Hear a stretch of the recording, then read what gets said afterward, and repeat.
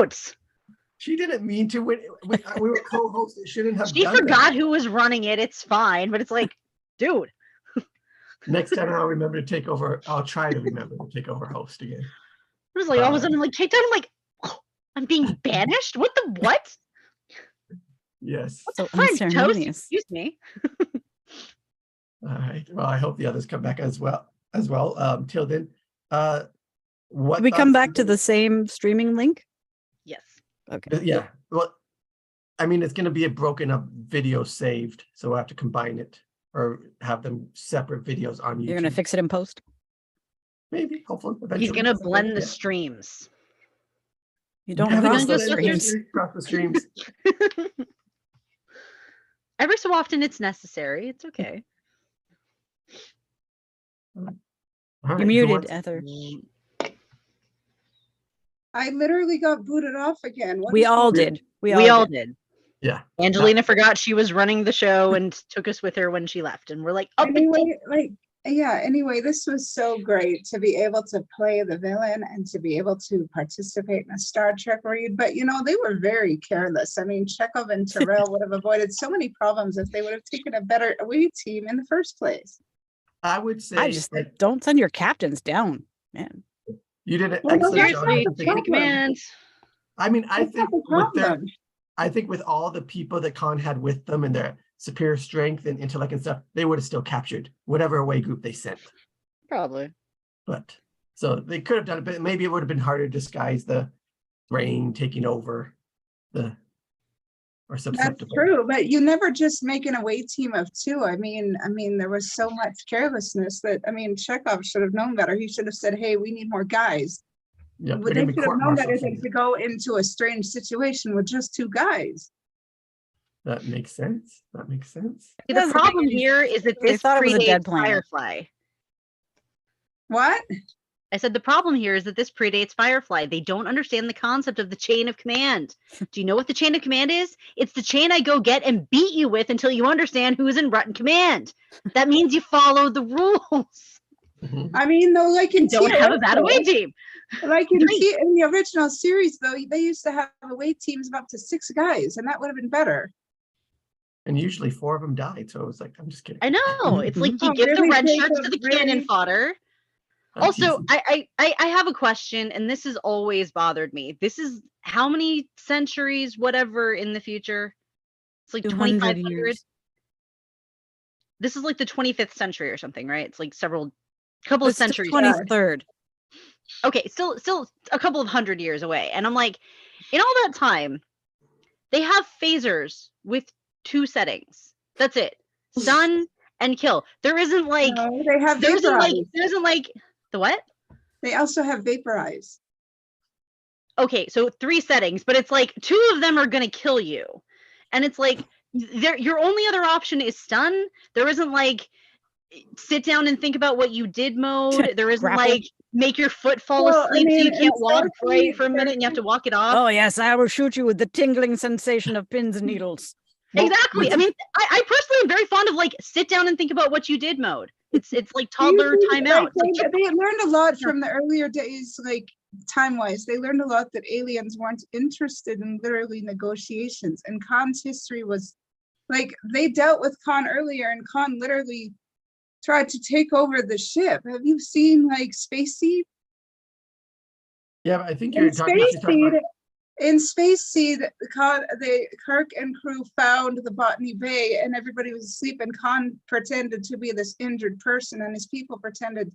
They only woke Kahn first, and Kahn ended up seducing the ship historian, and they attempted to take over the Enterprise, Kahn and his people. And at first, the historian was all for it, and then she grew a conscience and ended up stopping this mutiny. And then Kirk, instead of turning them into Starfleet, he ended up giving them a choice, either go to this world or face trouble from Starfleet. And he let this historian decide whether or not she wanted to face a court-martial or go with Kahn, and she went with Kahn. And that's why he's so pissed off, because he feels that Kahn is responsible for his wife being killed.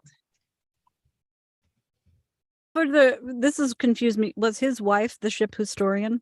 Yes. Okay. Because like Kirk basically fobbed Kahn off on this historian because he felt, oh, I'm too busy to deal with this crap myself, because Kirk was very arrogant. Mhm.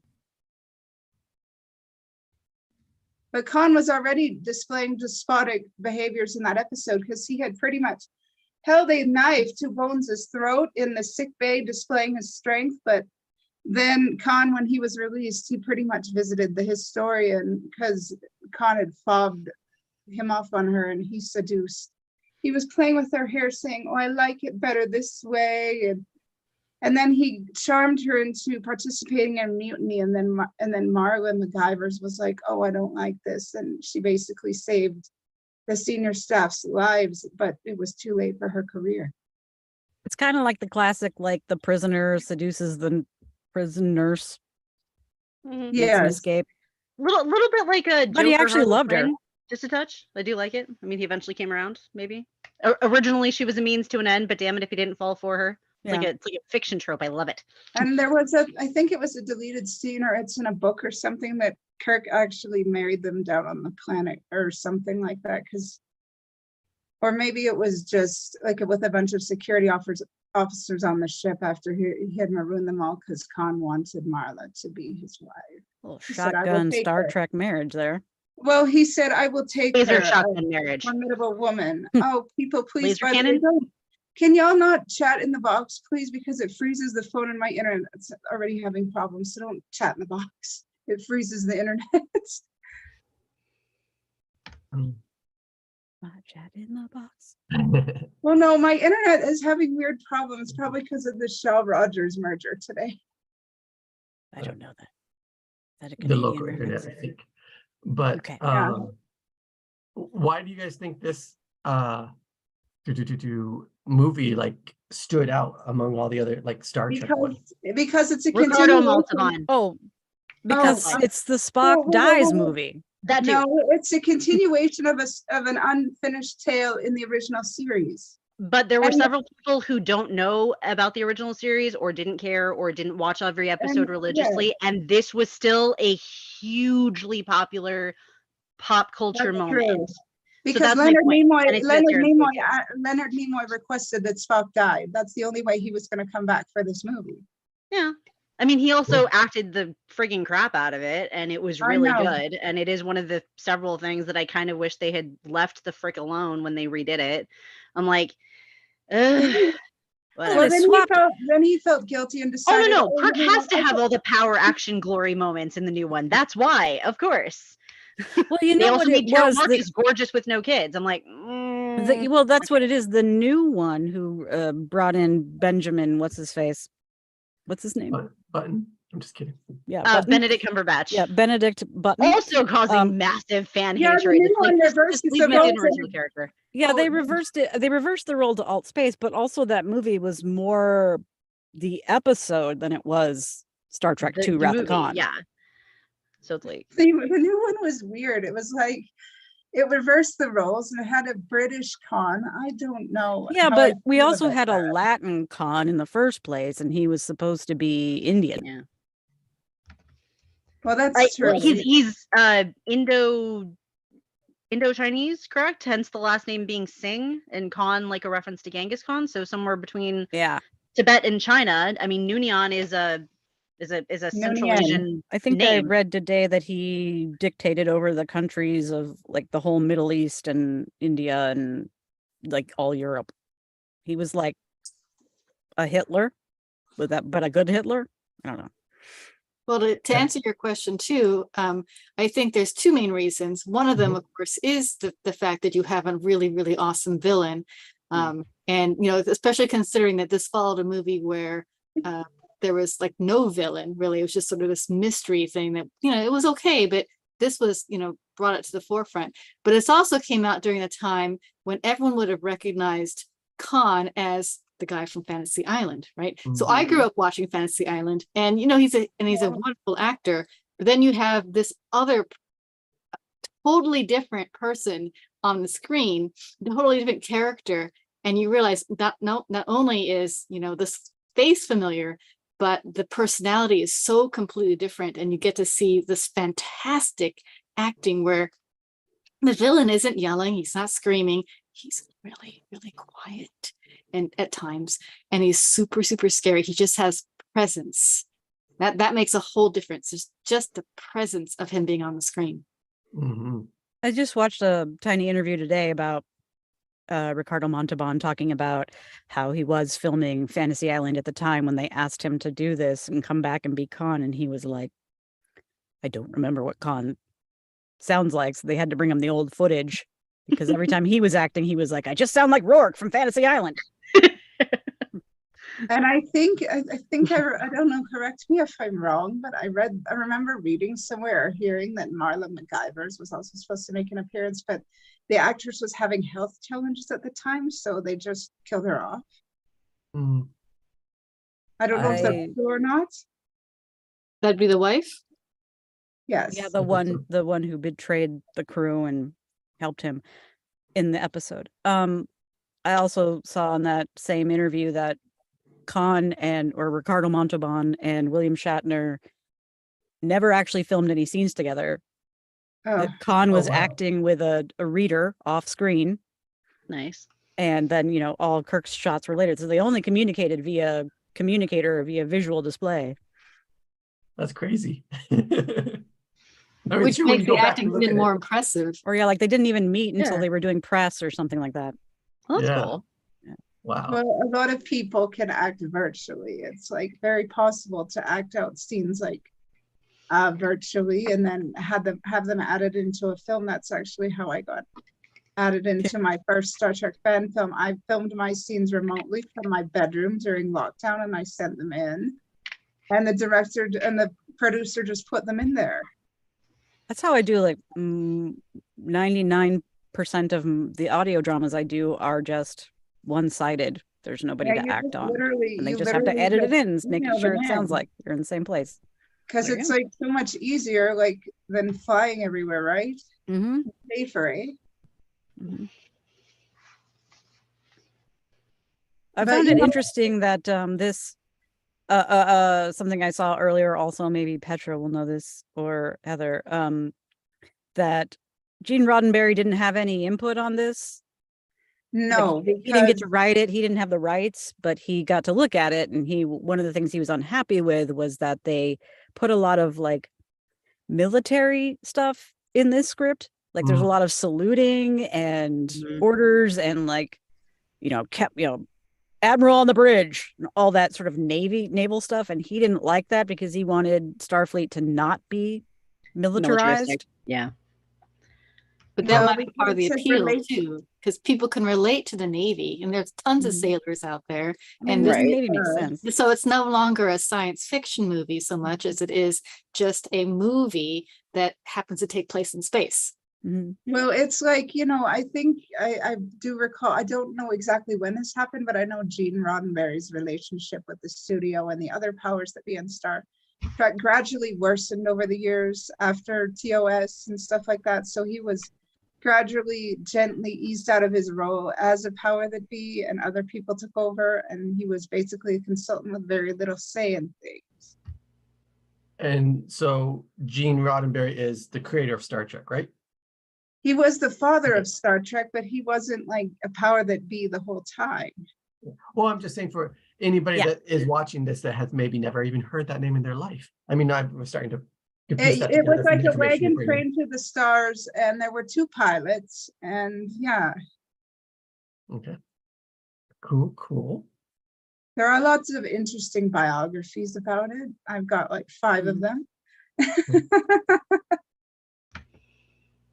Everybody, Roxanne? Short answer, yes. Gene Roddenberry was the creator of Star Trek, primarily for those who didn't know that. So there you go. oh, did he just want a basic answer? Yeah. Yeah. Okay, for everybody else, if I can just ask a question, is this what it's like talking to me sometimes? I'm really curious. This is what it's like from the other side? This is impressive, actually. Okay. Is what Get like it. that? No, it's like just kind of sitting back and just listening to what's the expression from Zoli I've Niles? known you for a Google few mouthing? weeks now, so now I'm doing my full interruption problem. No, you're I good. will I'm try just to I'm just rein like it I'm just in. kind of settling back and just going, Is this No, what it's it's great. like when I'm like just Google mouthing all over the place? I'm like, wow. Yeah, well, Okay. it's not so This- bad this- when it's not so bad when you have a love for the subject. I don't. And I discourage appreciate you no, guys. agreed. I have deep Mm. passion for a lot of the things that I say. That doesn't mean I can. You just can't speak fully on this topic.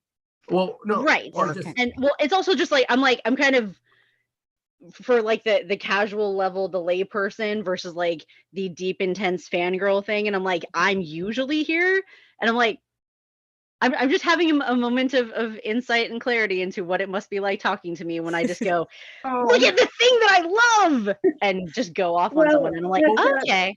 Petra, to be fair, I've acted in a fan film. I'm working on other things associated with it, and I've written articles for Star Trek, so I've had to do a lot of research. I have And we grown have up with a Trekkie, and my mom would sign everything, live long and prosper. And we went to the Star Trek 6 screening after she won a silent auction for a signed cool. autographed William Shatner sweatshirt, and we saw that in the studio. And I actually don't know a lot of Star Trek lore, but if of the two stars, I'm Oh well. Trek, not Wars. There you go. Kirstie Alley, actually, Saavik was not the same from Star Trek 2 to Star Trek 3. It was Kirstie Alley in Star Trek 2, and it was Robin Curtis in Star Trek 3. I believe there was a pay dispute. I didn't even know the character continued. Yes, the character continued. Star Trek. I did read something that the original title for that they had like title disputes. So here's another piece of trivia that I learned today.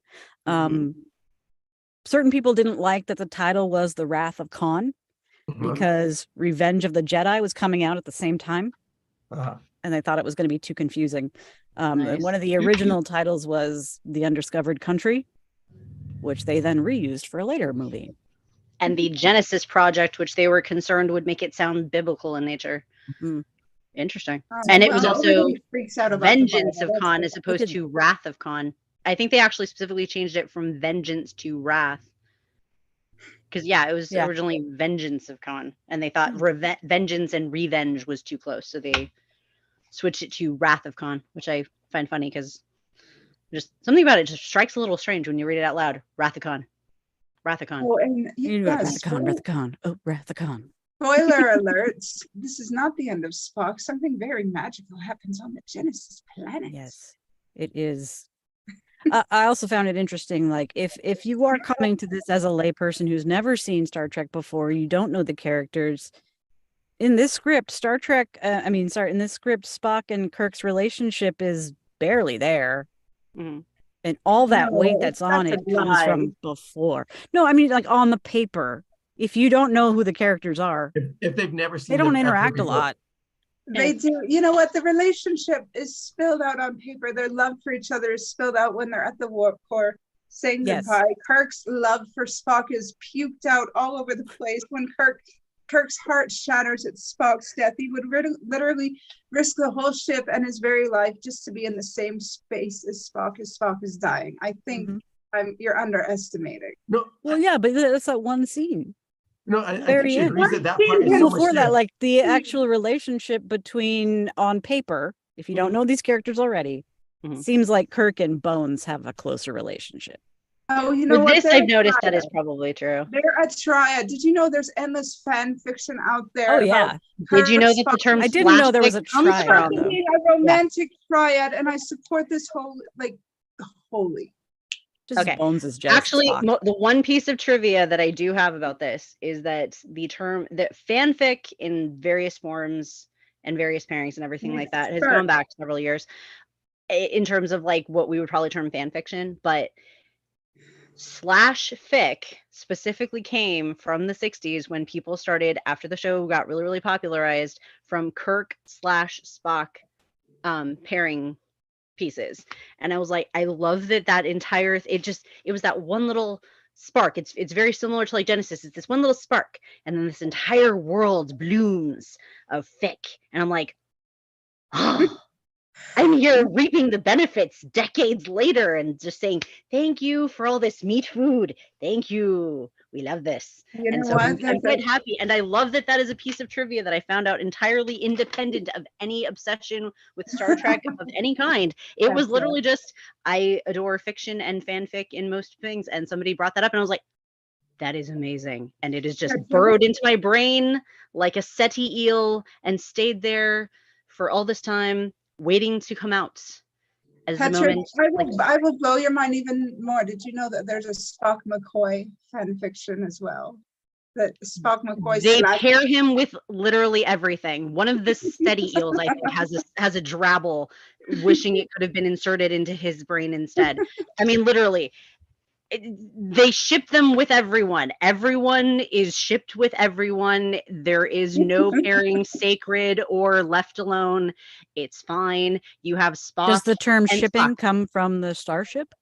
It It's does not relationship. actually. No, oh, no, Okay. now you're messing with Oh it. my goodness. No, Thank yeah, you. no. But yes, I ship them hard. Everyone ships them with everyone else, and it's fine. If anybody I that's watching love this that is older and doesn't know what shipping means, it means they like they forge a relationship and write about it in a They story. forge a relationship, they have babies, they do everything. That No, Yeah. the concept of romantic fanfic where we ship it is whether it's canon, whether it's there or not.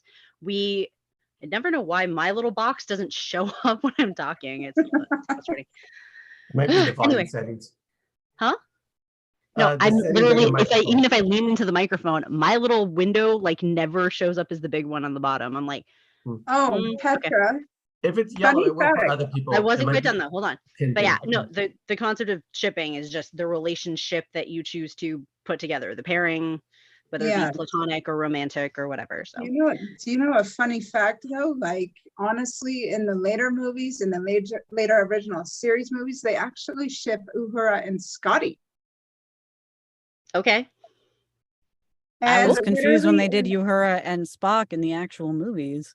Yeah, they in the actual movies. Ooh, somebody's gearing for a fight here. Oh, Sorry. The newer Incarnations.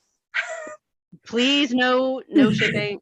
Please no fighting. And No the fighting actual- about No, I what thought it is was genius what they real. did there, because if you saw the current actors Mhm.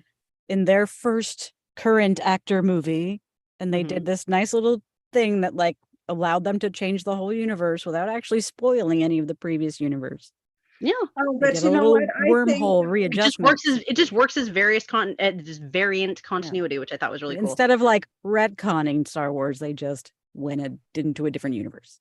Exactly. you know, the most beautiful thing I think is that they made the Sulu in the Beyond movie gay, and you know, with a husband and a daughter. That's a beautiful thing. Yeah. I love that. The whole scene where he's cuddling with Ben in Beyond, and they've got Demora, and oh, I love that. Okay. I only saw the Roxanne, first two. Do you have any insights or any thoughts about Star Trek? You haven't said anything yet? No, not really. I'm a Trekkie from long ago, but I don't have anything really valuable to contribute at the moment. I do think, though, that based on how stylistic the acting was at the time of this movie, how much of that isn't on the page of the script and how much that's all character choices of the actors. And I think it's brilliant because even Erin said her friend's saying she's not taking enough Kirk pauses. The pauses not doing weren't it there. enough. That was all. Pardon? I'm not doing it enough. Yeah. It was and a it was very character-driven much decision. Yeah, it was very much, you know, the actor, the director, the whatever, the choice. A lot of that very stylistic acting didn't come from the words on the page. And I just thought that was really interesting. You know what? There's an awful lot of typos. There's There so are many typos in the script. I'm just, oh my God, Yes, my there's proofreader brain was activated. I'm like, edit. Planetoid and the planet regular. Yeah, the planet Those are regular, the two now. prot-G for protege because it couldn't do the accent. I'm like, really? but we left the spaces. I just assumed that was a way to abbreviate it, and You know what? I There wasn't was smart enough. actually in the script, there were actually a few scenes and bits of dialogue that weren't in the film. I did notice that. Yeah. And Yeah. several Apparently, the omitted script scenes, was which I don't rewritten a know. whole bunch of times by a whole bunch of different people. Well, And then they Right. had to send it off to a team of historians that were like the Star Trek historians to make sure that their data was accurate. That's And cool they one did thing that. that missed it was like, I think it actually asked the question earlier, Petra, was how many years into the future this is. Mhm. In one draft, they made sure to get it right because there are lines where, like in the show, where when Kahn was sent to space was somewhere around 1996. Mhm. And Oh, okay. when they made the show, that was the future. But then, so they had to adjust something in the lines to make it, because he said like, I'm in 300 years ago, and then they had to change it to 200 years ago. But Mhm. they missed a correction. And in the beginning of this movie, there's a line that says in the 23rd century, but it actually was supposed to be the 22nd century. Yeah. But there was another thing, and I remember seeing this online that fans were debating. How did Chekhov meet Khan? Like, exactly. Was Chekhov on the ship back then? Because Chekhov didn't really show up, I believe, till the second season of TOS. He wasn't in the original Space Seed, and so he could have, it's a big ship. He could have been on the ship somewhere, and he could have heard about Khan. But there's no way that Khan would have recognized Chekhov because he would not have Yeah. interacted with him that way. So there's a Oh, bit of that's- a yeah. problem there. The other thing I found interesting was the script and the actual movie. A lot of the scenes were intercut differently. So they're in different orders than what we read tonight. I Yeah. know because I watched them side by side and was jumping back and forth.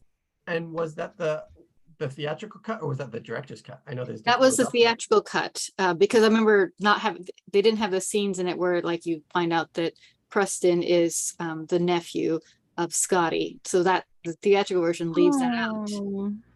Yeah. But Well, it it's in the mentioned Well, it no in the script wonder too. he was so devastated. He heard about his crew. Well, it's in the DVD about Peter Preston. I've seen it. Yeah, I mean I've seen Okay. there must be a director's cut somewhere, but the theatrical There is. version did not have it in there. It's in the DVD. I've seen it. I've got the And right- DVD. And right now it is available on HBO, and they do have the director's cut on there, and that scene is in there. Yeah. So, And I was thinking about like the whole Kirk and Carol story about how they met. And because they really haven't explored the whole story except in the autobiography of James T. Kirk that is currently available in bookstores. And I know Star Trek Phase 2, and I don't know if Star Trek Continues did an exploration on this or not, but I believe it was called The Holiest Thing, an episode. I think it was on Phase 2. Yeah, it was on Star Trek Phase 2 called The Holiest Thing, where they actually discuss Carol getting pregnant with David. And yeah. They did introduce her character in the current cast, the current actors' movies. She was in the Kahn movie. Mhm. But again, it was earlier, so she was just meeting Kirk. With the obligatory stripped down Yeah. fan service moment, which a lot of people were like, seriously. I mean, when the nerdiest and loneliest and like even the few incels in the audience that are inevitable in most cultures are still just like, yeah, that was a bit much. I'm like, okay, wow. I mean, leap forward for what was this, 2009, 10, 13? I don't know.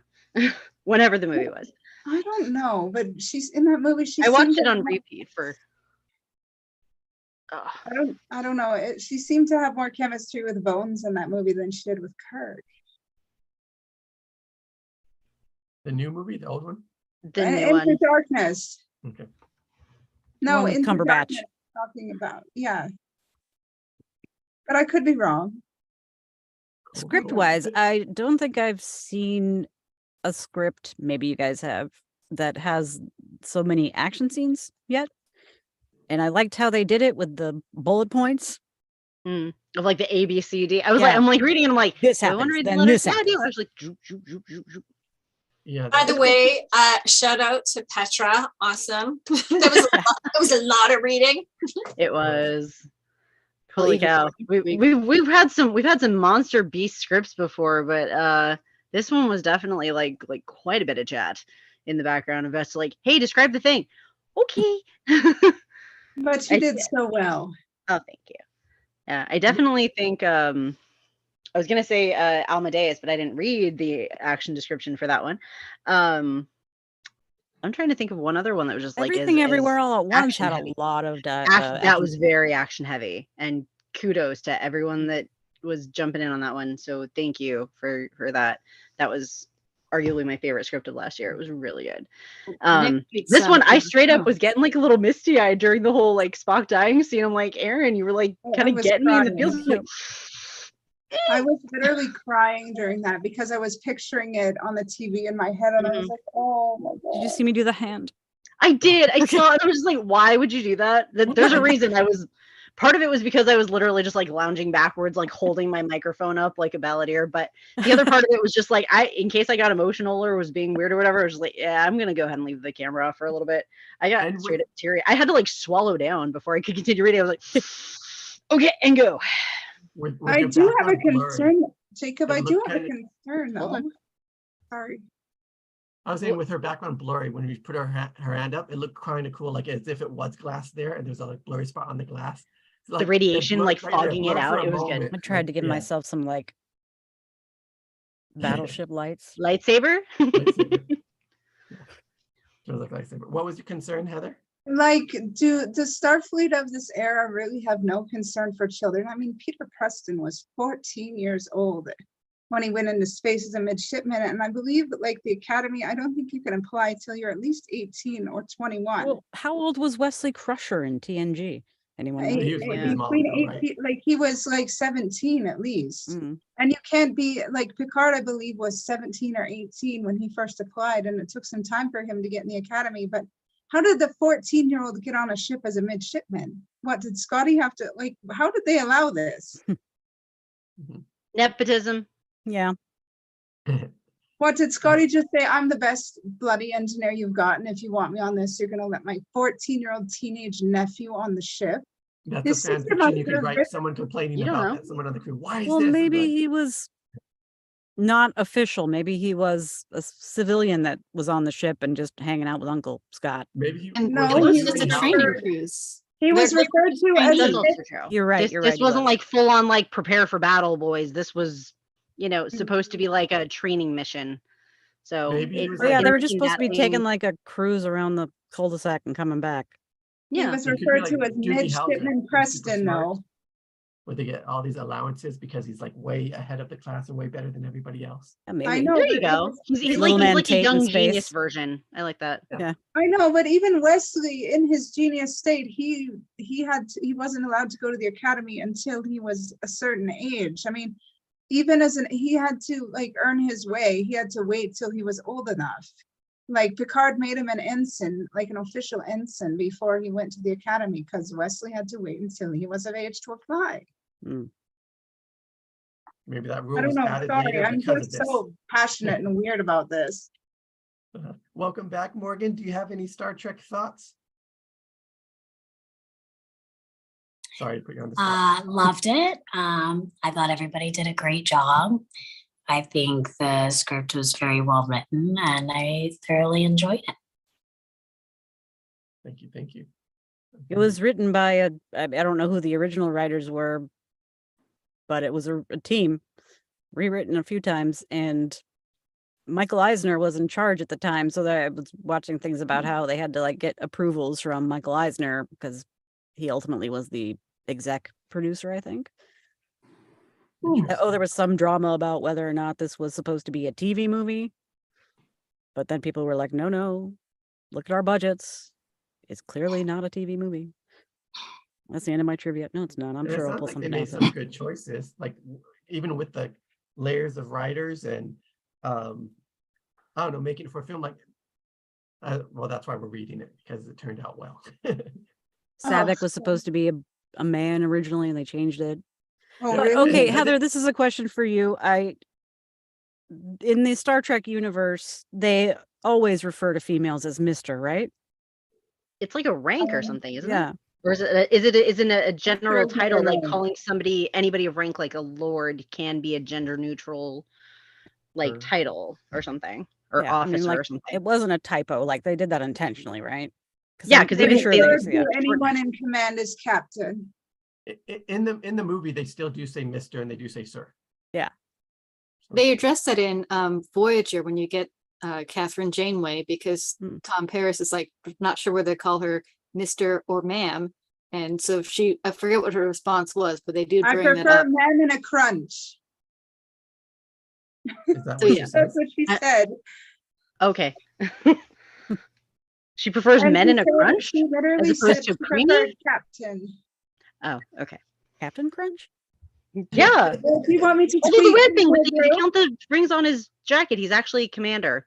Did Commander Crunch just not seem that good on a box, or did they not think it was going to look good to No, have Calm Crunch? No, the Kate Mo The rules Janeway are said, different in We know Captain who Kate Crunchland. Mulgrew is, sweetie. We're making jokes. Janeway said she preferred men in a Roxanne crunch, just like but barely dealing with captain. us.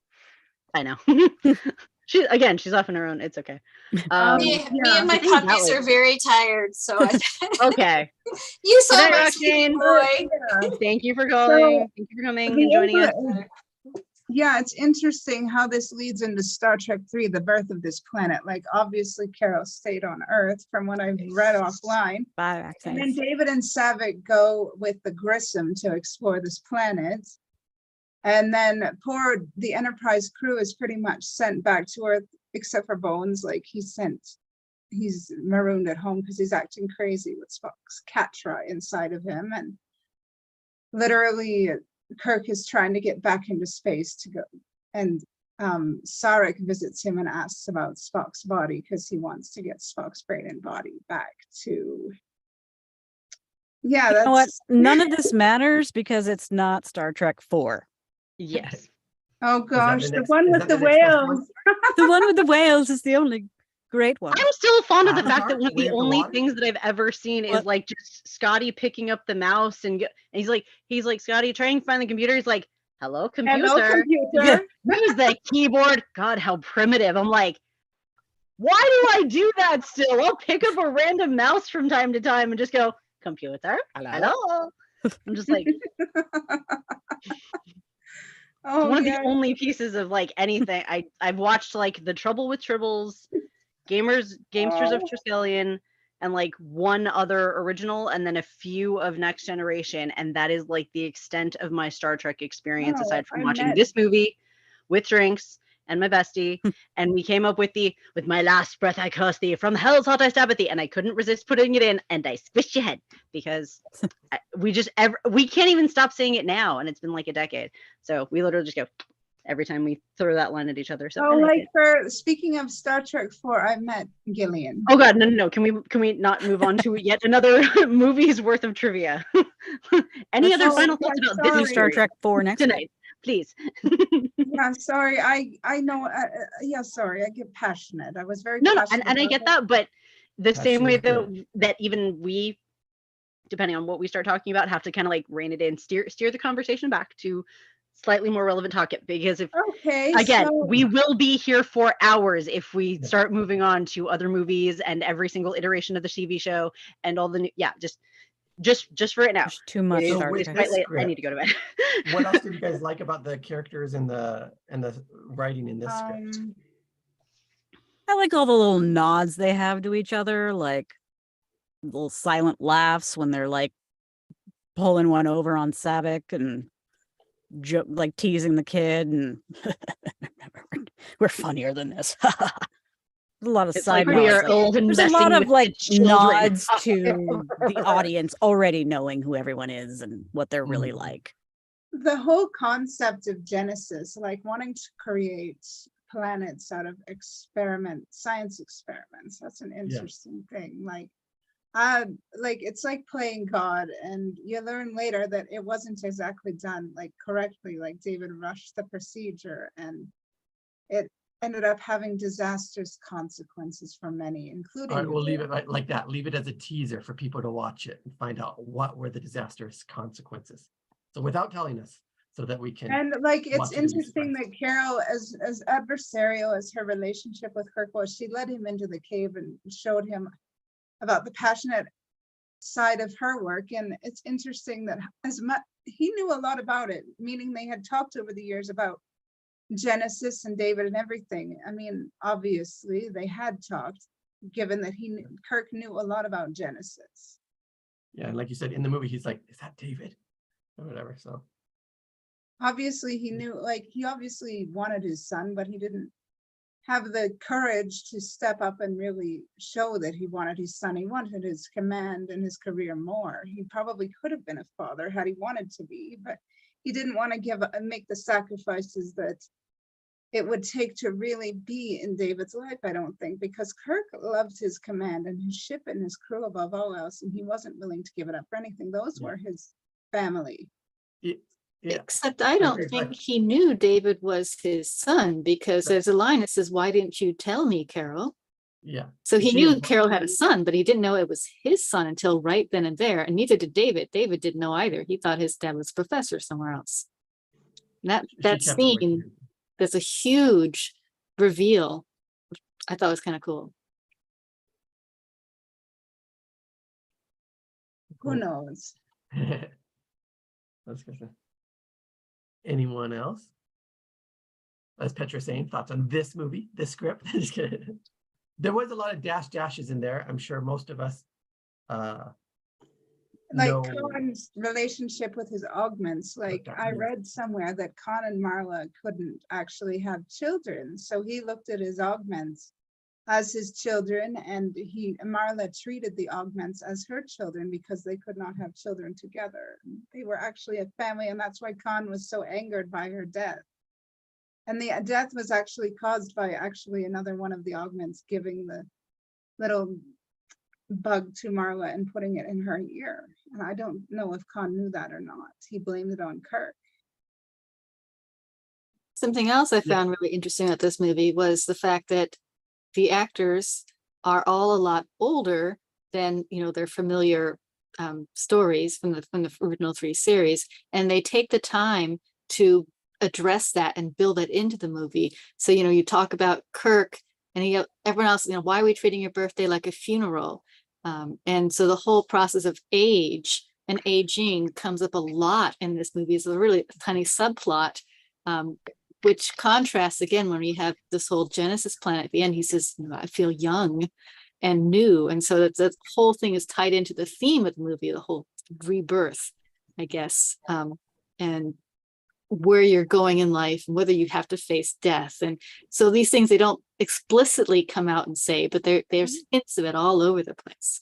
And then like the kind of almost parallel cycle to that is this concept of like maturity, but in a couple of different ways. Like you have the physical maturity, the aging of, various characters. And then you also have like emotional maturity, mental growth and stuff like that, getting out of your comfort zone. Saavik is she's what people refer to as like an old soul. Like she is very at odds with pieces of herself. And so she tries to just stay very focused and like, I will be like a 1,000-year-old person in a 25-year-old body, and this is my nature. And then she kind of literally lets her hair down by the end of the movie, which I found kind of interesting. But you also have like various people coming to various various varying levels of maturity and changing and stuff throughout the thing. So it's that kind of dual cycle of like both the youthful side of it, like the rebirth and constantly making everything new and starting over and everything like that, and then the mature cycle of like you learn and you grow. You can't just be young and impulsive and new without knowing all the time. You have to grow and learn to understand and accept consequences and learn reasoning and logic, and also occasionally learn it. Sometimes you don't listen to this, you listen to this, and go from there. It was a really, maybe, I don't know, I could be reading like way many more layers into this, but this is also a script that intentionally tells us what is on Kahn's bookshelf, and his literature choices are very relevant to the plot.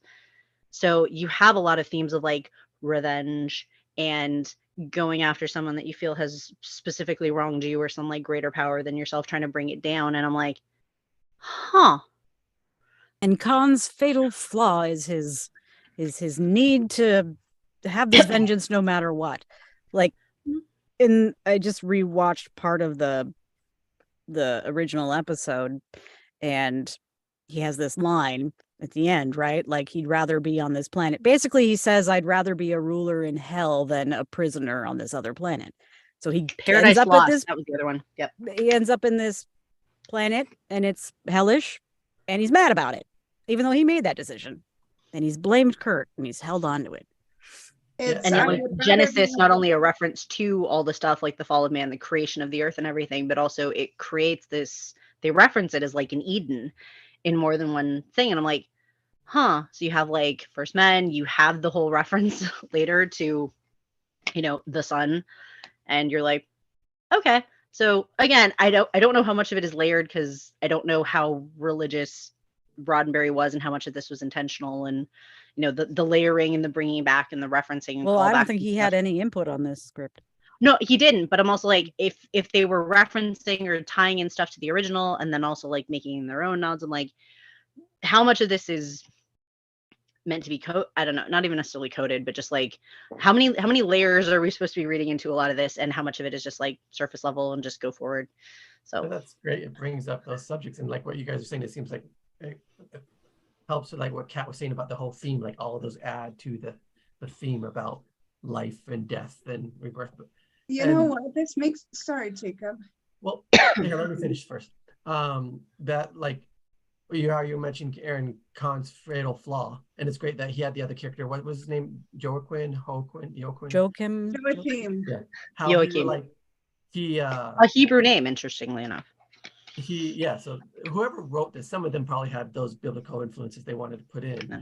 but how for screenwriting, like they had somebody counter him, like have the other thoughts, like you already have the ship, you've already won this way, let's just leave, you know what I mean? And then he says it again, come on, let's just go. And then he showing his flaw that with this intellect that he still dies because of that pride. Yeah, he's supposed to be better in so many ways. He's better at holding a grudge. And yet, apropos of not a whole lot, Joachim, total side note, means established by God in Hebrew. So make of that what you will, because we have interesting power dynamics. And again, the reference to you brought up something that made me think of Paradise Lost with the better to reign in hell than serve in heaven type mentality. He's going hard for it at the end. He's like, no, I am in charge now, and I will burn the world down to mess with you.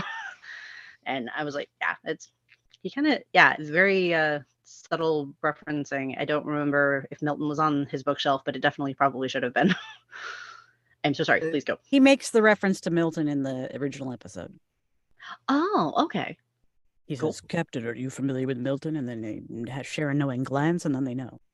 And all of you, I love the insights you guys are bringing from all the research and different things into the background. Yeah, I'm No, just... Heather, yes. Like, I think that Kirk doesn't like to acknowledge that he's getting older because he literally talks about, like, avoids his birthday. He doesn't like that Bones brings him glasses. He collects antiques and he basically ignores them. And then basically Bones has to lecture him and says, you should get out there and live life before you really do grow old. And then basically he acknowledges after Spock's death, I feel young. It's like, it took somebody dying, somebody you really cared about, to actually acknowledge your life and acknowledge how much life you really have left, and that you have to live for him.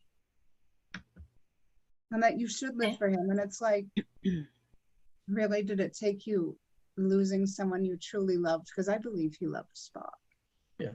Like, because it showed in the first movie, like, Spock pretty much takes his hand and looks into his eyes, and Spock isn't really affectionate with anybody because of his Vulcan lineage, and he really just gets because they're very sensitive about their hands, Vulcans. He gets intimate with Kirk in the way Vulcans do with their hands. And he just basically shows love to Kirk, and Kirk decides, I'm going to live for Spock. I'm going to feel young for Spock because he would want me to. I didn't know that thing about the hands. You think, is that why they have the hand moment?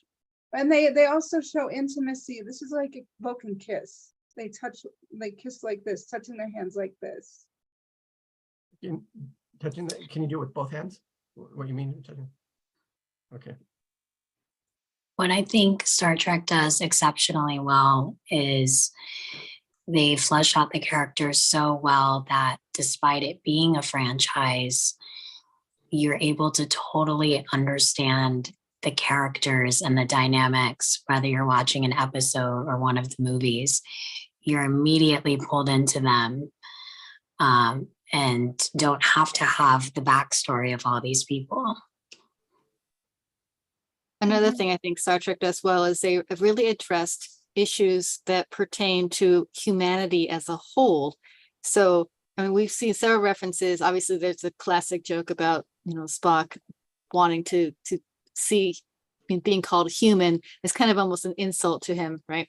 But and so there's always that constant interplay. But we see that with him and Saavik when Saavik says, he's not what I expected, and Spock's like, what do you mean? He's like, well, he's so human, right? And then even at the very end when they're doing the whole funeral scene, and Kirk says, of all the people I've ever met, Spock is the most human. So throughout all the Star Trek canon, you're constantly seeing what is it that makes somebody human.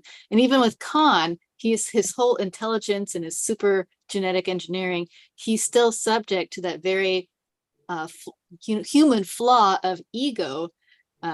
That's what brings about his downfall. Is he's smart enough that he should not follow Kirk into that nebula, but his ego can't overcome that.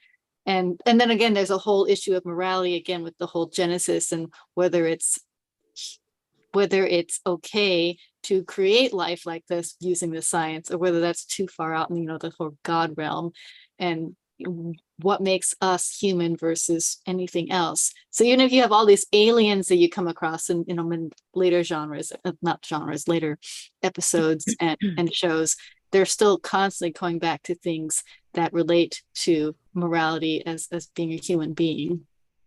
And it also is interesting that they even make a point about what if they're attempting to do this on a barren, desolate, go through phases and see if you did it in this environment, a cold laboratory versus underground, and then literally making it the surface, basically terraforming almost, where you're making it the surface of the planet. And it's they actually bring up what would happen if you did this on an inhabited planet. It's it would override everything. So it's literally death caused by new life. It's the destruction and wiping out of one form to create the space and materials and stuff for a new form.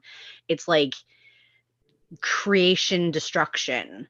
It's kind of cool, but it's also that whole duality thing that they kind of keep going with this. It's you have point over here and then point over here, and it goes back and forth. And I don't know, it was that one line I thought was interesting that they make a point of bullet pointing that one.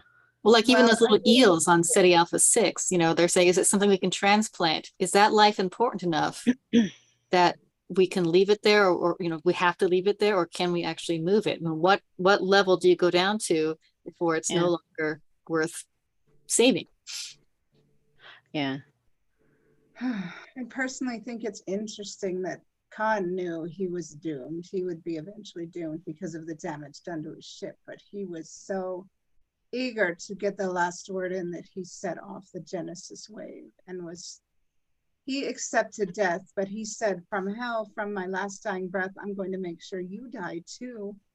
And he set it off, and he was smiling, thinking Kirk was going to die. He didn't count on Spock, saying, out of love for Kirk and for everybody else on the Enterprise, I'm going to die in your place and sacrifice myself that you may live. I'm going to give you my life that you might live, and I'm going to let my own be taken. Actually, I'm just, as you're saying that, I'm realizing that, Spock dies with that line of for the good of the many, and Khan's MO is for the good of him. Mm-hmm. Yeah, and it's what his needs and desires are okay to transplant and kill anyone, versus Spock's constant recycling of that line. It's the needs of the many outweigh the needs of the few, or the one. It's my life in this moment does not matter, and I'm doing this for the greater good. And it's cool that he accepts that, but it's also again, it's that similar parallel. Khan is entirely fueled by hatred, this desire for revenge, this incredibly focused, narrow viewpoint of, by whatever means I shall destroy you. And then the flip to that is Spock loves Kirk. To an extent, he probably cares on his human half for the crew as much as he can, but I think he forged a connection with Kirk to that point where he's my love for you is going to allow me to save you. And it's a complete antithesis of Kahn's philosophy, and yet it wins at the end of the day.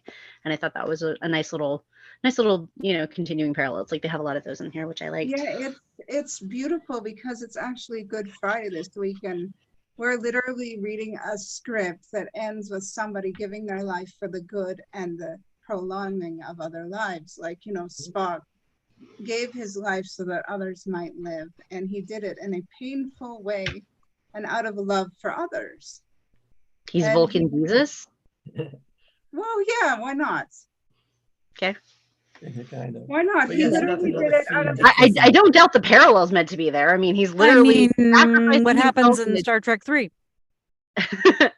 Well, yeah. Well, again, we're trying not to do spoilers again. Cut off.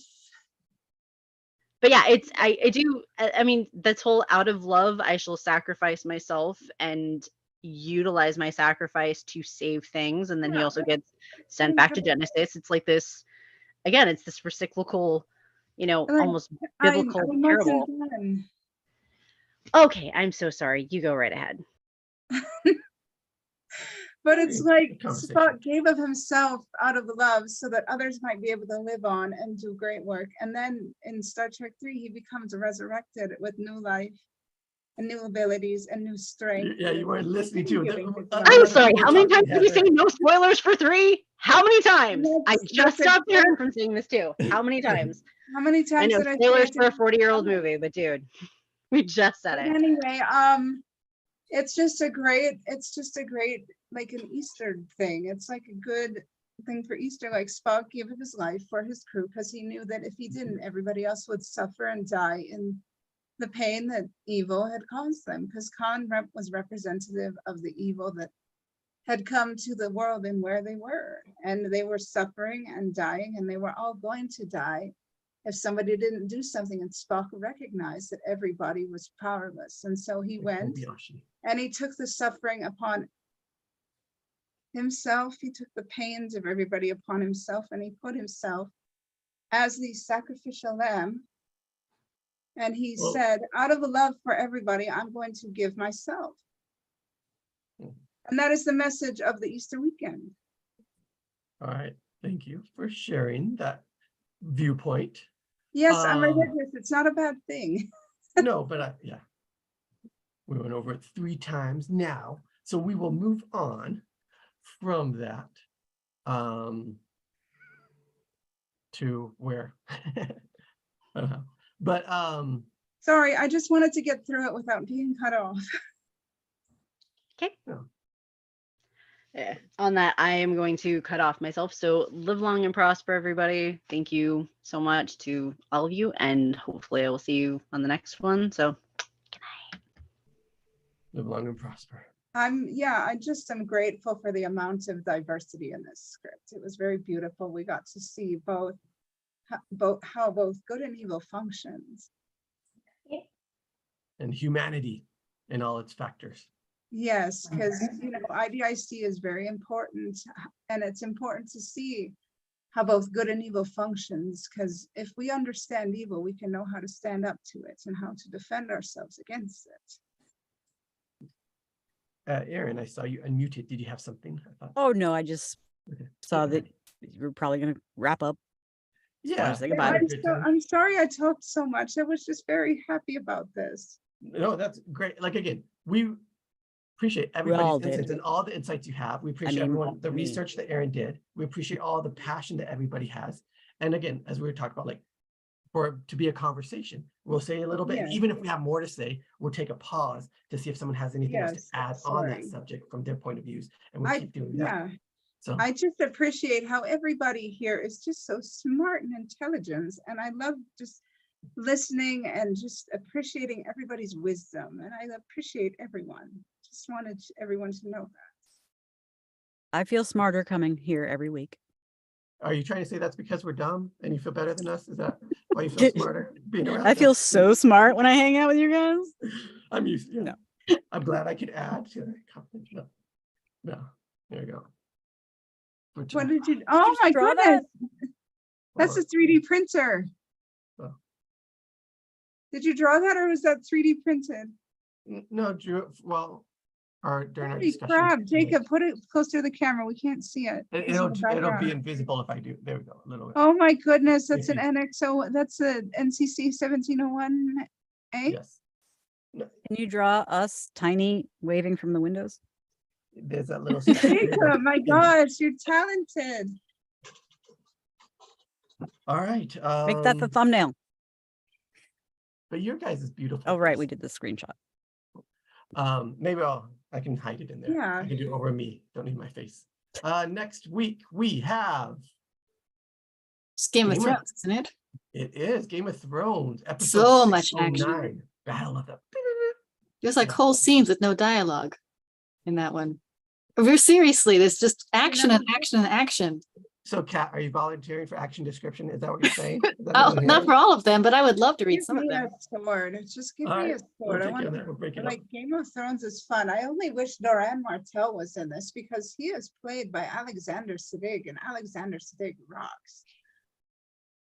All right. I don't know who that is. You can maybe tell us in the after discussion next He week. was a doctor in another said series next of week. Star I said Trek, next week. and- I said after discussion next week. I was trying to like do a tease for next Well, week. he was related to Star Trek as well, so that's why I mentioned him here. All right. Well, I still don't know who it is. Save it. Save it. Tell me next week. how it Okay, relates I to will. Star Trek I last week. live long and prosper. right. Happy first contact day because in the Eastern time zone it is now first contact day. So live long and prosper. I can't do the hand thingy. I will try. I can only do it if I do it first and then bring it up. I can only do it on my right hand. My left hand can't. There it is. I twist a little bit there. IDIC includes all of us. We love you. All right. Thank you Good everyone night. for being here. Great read. All right. See you next week. Live long and prosper.